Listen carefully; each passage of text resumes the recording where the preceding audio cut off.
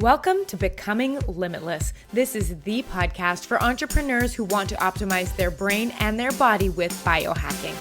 I'm going to teach you how to eliminate brain fog and upgrade your health so you can have more productivity, energy, and growth in your business. I'm your host, Tanessa Shears. Let's jump in.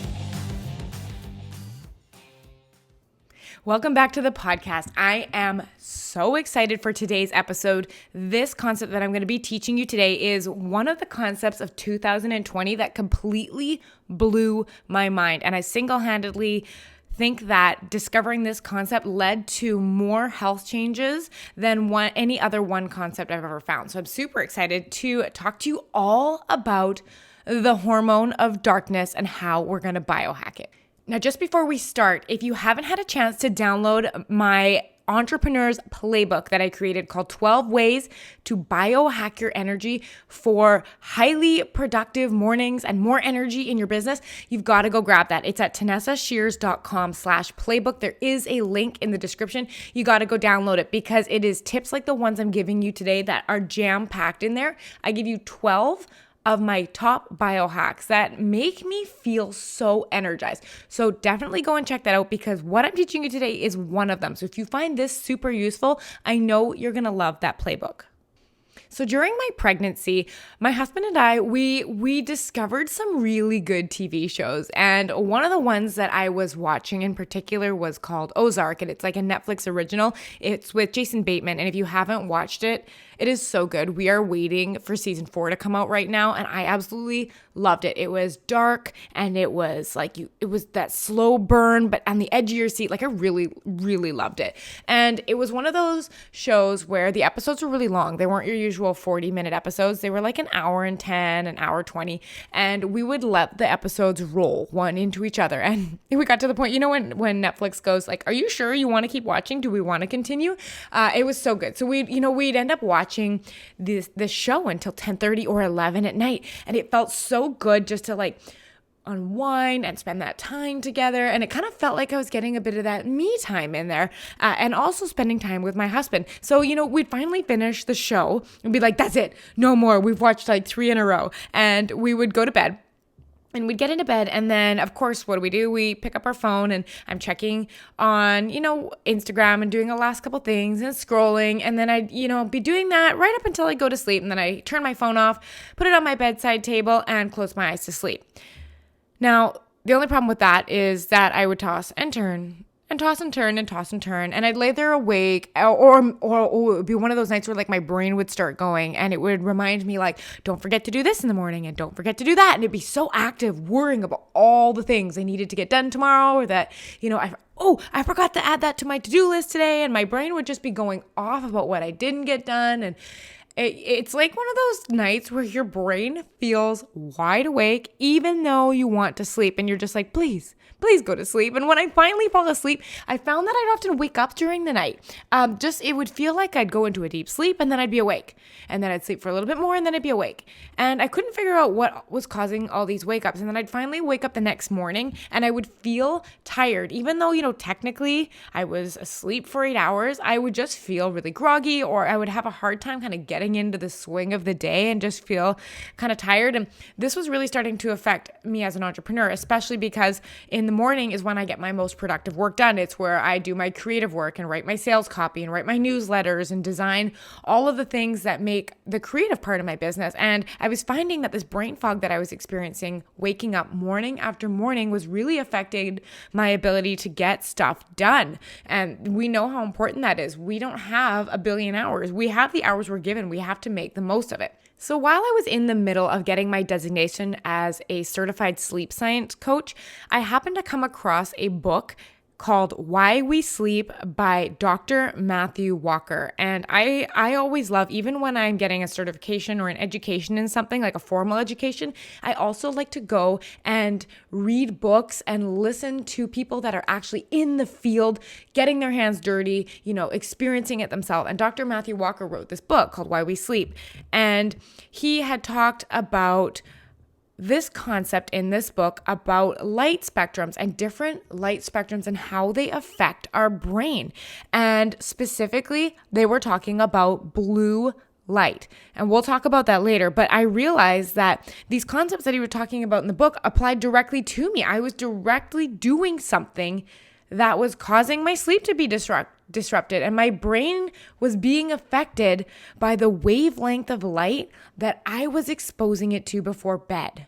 So from this book, I learned that it was blue light that was actually disrupting my ability to fall asleep and stay asleep. And it wasn't just that the light was blue, it was how this blue light affected my brain, and specifically the hormone melatonin. And so what I did was I set out to naturally biohack my melatonin production so that I could have amazing sleep night after night.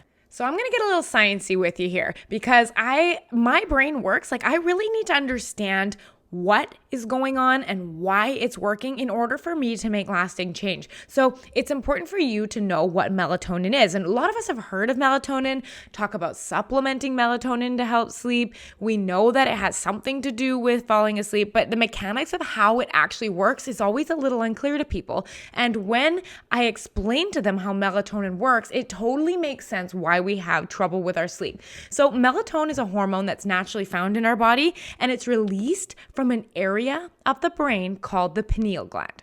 And basically, it's called the hormone of darkness because it is released in response to darkness, like when the daylight starts to fade into night. And its job is to regulate our circadian rhythm or your sleep-wake cycle. So if you're not familiar with the circadian rhythm and how our body responds to a clock and how our sleep functions around a 24-hour clock, I highly recommend you go check out the Becoming Limitless podcast, episode 2, where I go into a deep dive about what your circadian rhythm is, why it is so essential to be productive as an entrepreneur, and exactly how you can do a reset on your circadian rhythm so you can start waking up fully energized. So one of the biggest misconceptions that I hear about melatonin is a lot of people think that like taking melatonin makes you sleep and works kind of like a sleeping pill, but that's actually incorrect. And I learned that from Dr. Matthew Walker in that book that I read, and he described it best. I loved the analogy he used. He said that like melatonin is the equivalent of like the guy that waves the flag at a race car race.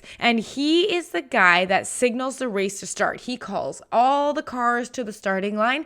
And this is what melatonin does. It basically signals the onset or signals that sleep is about to start. And it starts the process of sleep. It doesn't actually generate sleep itself. But what it does do is it responds and is released based on the amount of light or the spectrum of light entering our eyes. And it's called the hormone of darkness for a reason. When the spectrum of light changes as we transition from day to evening, different color of light enters our eyes. So I want you to think about this.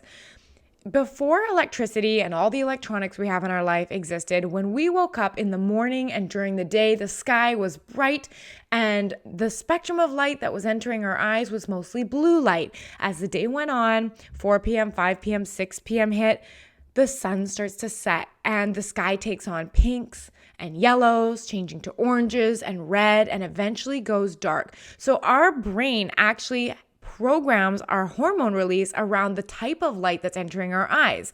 So when less blue light and more orange or red light enters our eyes, which would kind of simulate transitioning into sunset, our light actually enters into our eyeballs, goes through our optic nerve, and passes through an area called your suprachiasmatic nucleus, or let's just call it your SCN. When the light passes into that area, it tells the brain, hey, it's dark. It's dark. There's no more daylight. Sleep's coming. We got to get ready. And what it does is it signals the pineal gland to actually start releasing melatonin. And if we are following a normal circadian rhythm, when it gets dark out, it's time to sleep. So this actually works quite beautifully. You know, when night comes, our brain sees less light. It tells melatonin to ramp up, and then we fall into a nice, peaceful sleep. So what we're going to be talking about today is how to naturally ramp up the melatonin production for your brain health so you can have amazing sleeps and be highly productive in your business. But there is one thing I do want to mention. Like, there are a lot of melatonin supplements you can take, and it's very popular to take melatonin. But here's my problem with supplements. And in general, I am not a fan of supplements when you can do it through diet or through lifestyle changes. I mean, if there is some reason that we're not getting a certain nutrient, by all means, there are places for supplements, but taking a supplement in place of actually putting in healthy lifestyle changes to me just doesn't make sense, because when you are taking a supplement, they are not regulated. You have no idea what is being put into what you take. So the FDA, the Food and Drug Administration, actually has nothing to do with supplements. So you could be getting an entire sugar pill, or you could be getting, something entirely different. There's no way to know what you're taking. You just have to trust the label. And a kind of scary example that I'm going to share with you, back when I used to participate, in bodybuilding competitions and was really into the fitness scene, back in probably, I would say like 2012, 2013, there was a pre-workout put on the market. And if you don't know what a pre-workout is, they usually have some combination of like caffeine or nitric oxide in them to help you have more energy during your workout. And everyone around me took different pre-workouts. So I always used to go to this website and order different brands, and just because it's kind of like you want to find what you like. So there was a particular type of pre-workout that I had ordered off this very popular bodybuilding website. And when I received it, I took a scoop of this pre-workout, which is literally just supposed to give you like a little bit of energy before your workouts. And I took it prior to teaching an aqua fitness class one night. And I put a scoop in my water bottle and I went to teach my aquafit class. And I found that I just was like super anxious during the class. And I found that after the class was over, like my heart was beating very fast, and it felt almost like I had too much coffee and I had way too much, energy in my system, but it was uncomfortable and it didn't quite go away. And as a matter of fact, I went home that night and I didn't sleep at all that night. My heart rate was high. My breathing rate was fast. It was like I was on like 3 or 4 cups of coffee consistently all night. And I woke up the next morning and my jaws were really tense and I was not feeling very good. And I was quite alarmed. I was like, what the heck is in this? So of course, put the lid on it, threw it in the garbage, didn't take it again. But it turned out that it was only like 3 or 4 months later that there was a recall of it, that there was actually amphetamines put into this pre-workout by the manufacturer in an effort to get people addicted to the amount of energy that this pre-workout gave. So that's what I'm saying, is these supplements are all branded as here's what's in them and they're good for you and here's what they do. But at the end of the day, there's nobody regulating what's actually in supplements. So this is why I am exceptionally skeptical about supplements, especially if it's something that we can generate ourselves. Like now I don't take pre-workouts because I have the energy to do my workouts. And if I would have just taken care of my brain and my body back then, I wouldn't have been in that scenario. So even going back to the supplement of melatonin, there are research studies that show that if you take a melatonin supplement, it can have anywhere from half of the amount that's said on the label to up to 400% of the amount of melatonin that's on the label. This makes it very hard to dose yourself properly. Like there can be little, if any, quality melatonin sometimes in the pill, and it's actually a placebo effect. So if you think you're taking 1 gram, 2 gram, 3 grams of melatonin, what if you're actually taking 5 or 6? It's just, there is that lack of control in there. So I always like to put things in place that I can do naturally with my lifestyle, with my diet, with my habits before I ever resort to any kind of medication or supplements. And like I said, there are things that we can control that affect melatonin naturally so we don't have to rely on it.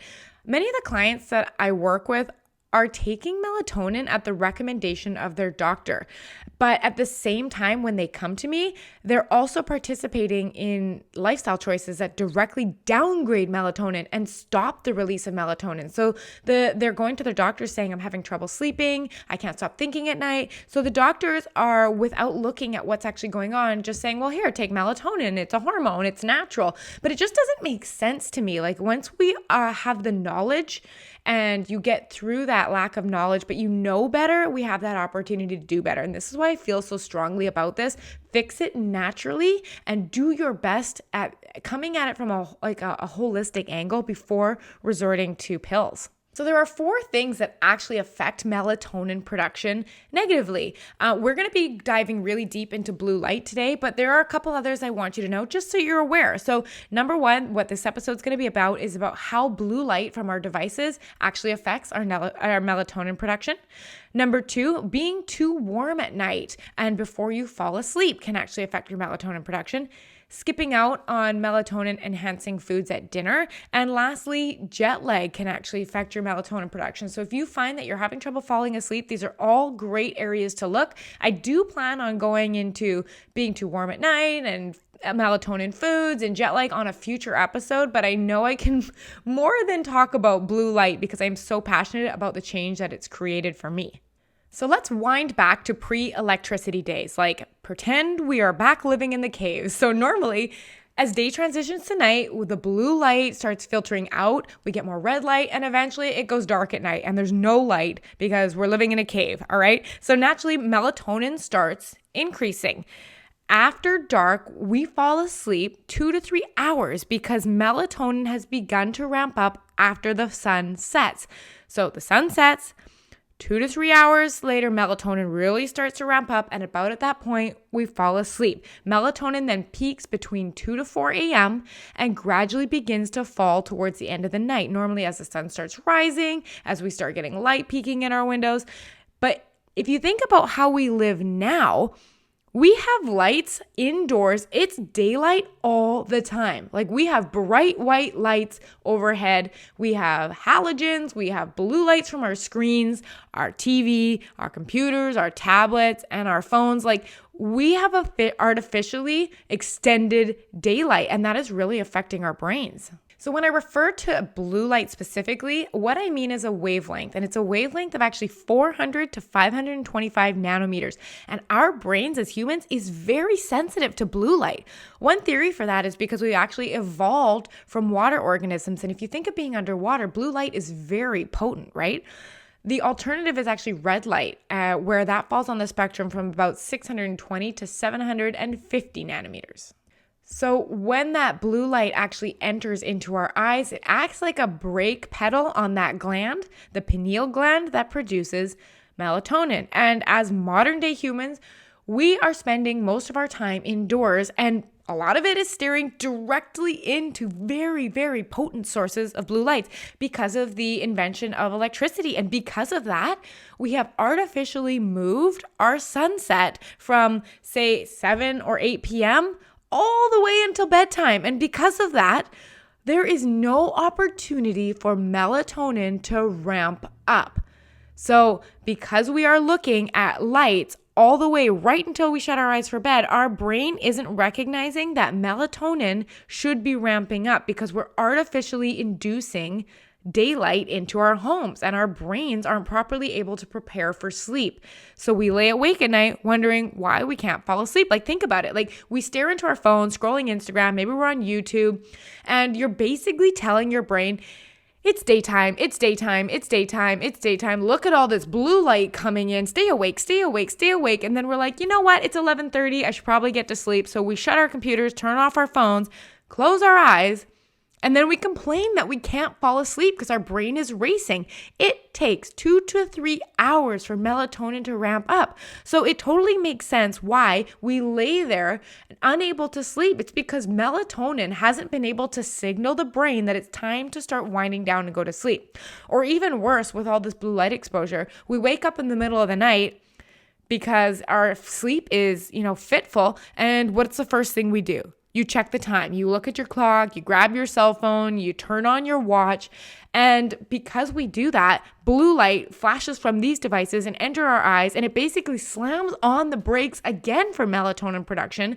And then we wonder why we can't fall asleep. Like, I've spoken to so many clients that tell me that they get up in the middle of the night, they check the clock, and it's 3:30 every time. And then they lay there and they toss and they turn and they toss and they turn. Well, that is because you've looked at the clock. So now you've set that as an internal alarm for your circadian rhythm, but you've also just basically flashed blue light into your eyes and told your brain, like, stop melatonin production. I think it's daytime. We should probably start waking up again. Just consider this for a moment. If you stare into your phone or some other device until it is time to go to bed, Your brain's internal clock has been set back 2 to 3 hours. If you're flipping on Instagram until 10 o'clock and you turn your lights out, your body is actually experiencing 10 p.m. as like 7 to 8 p.m., meaning, okay, we normally go to sleep 2 to 3 hours after the lights go out. So it's no wonder that you can't fall asleep or stay asleep. And Dr. Walker from that book actually talks about it being called sleep onset insomnia. Now, here's the interesting argument I get from a lot of people. I've had clients tell me, I've had family members tell me, everyone says, no, I'm fine. I can fall asleep watching TV, no problem. I can fall asleep right away. And so they think that this isn't a problem for them because they can fall asleep right away. And I want you to think about this. Based on what you just learned, think how overtired your brain has to be to overpower this physiological process of not having the proper amounts of melatonin to induce sleep. Think how exhausted your brain has to be able to fall asleep after staring at blue light. Second, this is important. Just because you can sleep after watching TV doesn't mean that the quality of your sleep is any good or it is properly restoring your brain the way you need to function at your highest capacity the next day. I want to tell you about a study that actually I had read about. It was done with iPad users before bed. So there were two groups. One group read on their iPad before bed, and the other group read from a paperback book before they went to bed. So the difference is obviously the people reading from the iPad had blue light exposure, and the people reading from a paperback book did not. So what the study actually found was that the reading on the iPad, specifically with the blue light, suppressed melatonin production by over 50% at night. 50%. And further than that, it delayed melatonin by 3 hours relative to the printed book. So melatonin for these people was actually peaking early in the morning, more towards 2, 3, 4 a.m. rather than before midnight, like the people that were reading from the paperback book. And the results of the study were, I found, mind-blowing. There was significant loss of REM sleep for the participants that read on their iPad. Now, if you remember what REM sleep is, it stands for rapid eye movement, and it is actually the dreaming component of sleep. If you want a refresher on all of the different components of sleep and their purposes and why they're so important, check out episode 3 of the Becoming Limitless podcast. I talk all about quality sleep. But not only was there a significant decrease in the amount of dreaming, the people that read from the iPad felt less rested the next morning and sleepier throughout the following day when they used the iPad the night before. And the craziest thing about this, there was actually a lingering after effect. So not only did they screw up their melatonin production for that night and disrupt their REM sleep that night, but the participants that read on the iPad actually suffered a 90-minute lag in evening rising melatonin. So it took melatonin 90 minutes extra to rise for several days after they stopped using the iPad at night. It was a digital hangover effect. So even if you stopped using your phone right before bed tonight, your brain actually suffers the effect tomorrow night and the next night and possibly the night after that. So if you go back to tomorrow night or even the next night after looking at your phone, you are consistently suffering from this lack of quality sleep over and over again. And it is having a direct effect on how you show up in your business. So this is something I really need you to take seriously and think about, is what I'm doing before bed, whether that be scrolling on Instagram or YouTube videos, is this worth sacrificing the capacity at which my brain can work at during the day? So what we're going to do is, now that you know what melatonin is, how it works, and how it's affected by blue light, let's get into the action part of this episode where we are going to biohack our night and our sleep routine so that we can preserve our sleep and our melatonin. So I have 6 action steps that you can take tonight and apply. And you don't have to apply all 6 of them. Even starting with 1 and layering them in will help you sleep better. So the first one is to get some type of software on your devices that emit blue light. So if you're on a computer, there's a free software called Flux that'll actually pull all of the blue light out of your screens at a designated time. So you just set it on a custom schedule and it works for you every night. You don't even have to think about it again. On a lot of our devices, any iOS devices, they have something called night shift or night mode. And on Android, it's called blue light filter. This is a super easy thing that you literally do once and forget about it. You set it on a schedule and never have to think about it again. So what this does is on those nights where you do happen to look at your phone or you do happen to be on your computer, it is having a lesser effect on your brain. Biohack number 2, get dimming lights or red light bulbs. So there are bulbs you can get on Amazon, and I can even leave a link to them in the description box of some of the ones that I like. But what you can do is actually just swap out your bedside light bulbs for red light bulbs, because if you're in your room at night, an hour to 2 hours before you go to bed, you want to be switching to red light, away from that blue or white halogen overhead LED lighting that is actually keeping our brain awake. If you don't go with the red light bulbs, even a dimming light bulb to help decrease the lux of the light, the brightness of the light, right? So that your brain isn't being stimulated to keep waking up. Biohack number 3 is to invest in a pair of blue light blockers. So during the day, on average, after about noon, this is when you want to start using regular blue light blocking glasses. Like, we want blue light in the morning because that's what helps us wake up. But we want to start protecting our brain after about noon. And what this can actually look like is getting the glasses with either the clear or the yellow tint to them. Now, those yellow tinted glasses are not going to be enough for the nighttime. So specifically, I would recommend to invest in a pair that have a red or dark orange lens. So when you look through them, what actually happens is everything around you looks red or orange. So it actually filters out all of the blue, most of the green, and most of the violet light that is stimulating our brain to wake up. I personally use a type of blue light blocking red lens glasses from TrueDark. I use the ones called Sunset because they're dark orange red at the top and they fade to like a medium yellow. So that it actually replicates sunset. It's pretty neat, but I will leave a link in the description about those as well, but they have been wonderful. When I put those glasses on at the end of the night, I usually put them on about an hour to an hour and a half before I plan to fall asleep, and they encourage my brain to release melatonin because they're not getting that blue light stimulation. And what I really love about these is I can feel myself getting drowsy. Like, these would not be glasses I would ever drive a car in or operate heavy machinery, but I really love that drowsy feeling that I get, and I am so ready for bed by the time I hit my pillow. Like, I've said this before, I have fallen asleep talking to my husband in bed with these glasses on because I get so drowsy. They have changed the way I experience my night routine and my sleep, and this is the one thing that I know 100% I will do for the rest of my life. So the next biohack is actually just to turn off your devices. Like, if we're really thinking about separating from our businesses and being able to disengage from social media and the world around us, an hour before bed is a wonderful opportunity to take that time, have a shower, wash your face, spend time with your family, read a book, do some breathing work, meditate, yoga, something to really reconnect with you and your family and who you are, and not always feel like you have to be connected to your devices all the time. I mean, there's nothing on those devices which, in my opinion, is more important than being present in my life. So I often like to just, after, we go to bed at 9:30, after 7:30, devices go off and I don't want to look at them until the next day. So beyond that, if you're starting to biohack your bedroom, there's 2 tips I'm going to give you here.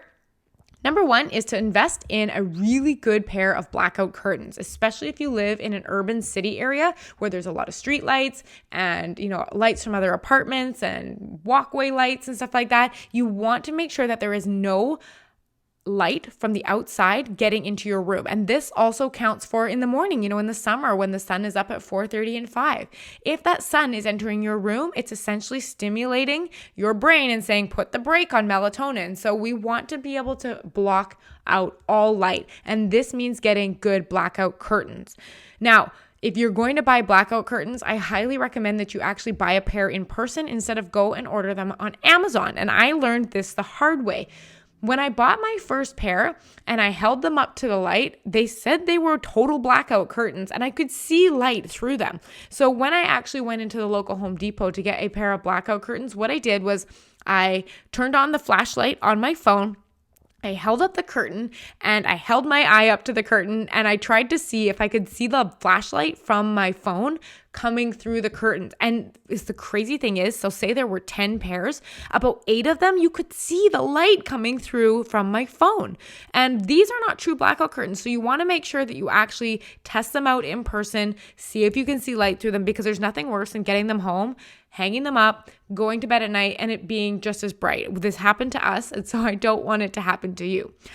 The very last thing is about blacking out any LED lights. So with so many of our electronics in our rooms and our chargers, they often have indicator lights, power bar lights, charging lights. You want to make sure that those are dark or turned off. The lights from this can also affect melatonin production. So a really cheap and easy trick that I do is I actually just get black electrician's tape. I cut a little square and put them over all of the indicator lights to make sure that they aren't waking me up. I know everyone has different sensitivities to this, but this is one thing that I don't compromise on, because if a text message goes off in the middle of the night or anything like that, and there's some green flashing light beside my bed, I know I'm going to wake up. And this is something that is so easily preventable. All right, so that has been our episode on biohacking the hormone of darkness, which we have now learned is melatonin. You know what it is, what it does, how it affects your sleep, and all the action strategies that you can take to have a much better relationship with your melatonin at the end of the night. It is a great hormone that we want to encourage proper release of at the right time so that we are getting amazing sleep. If you haven't yet downloaded my 12 ways to biohack your energy playbook, go to TanessaShears.com/playbook and get that now, because this is only one of the amazing 12 tips that are in there that are going to have you waking up feeling fully energized. I am so glad that you've been here. If you haven't subscribed yet, don't forget to subscribe to the podcast and leave a review. I would love to hear what you thought about this episode and which of our 6 biohacks for the hormone of darkness you are going to start implementing tonight. I hope you have a wonderful week, and I will talk to you next time. Bye. Ready to begin each day feeling energized and focused? I'd love to work with you one-on-one. In my Becoming Limitless program, you're going to learn how to optimize your brain and body with science and biohacking so you can be highly productive and grow your business faster. Join me over at TanessaShears.com/work with me. I'll see you there.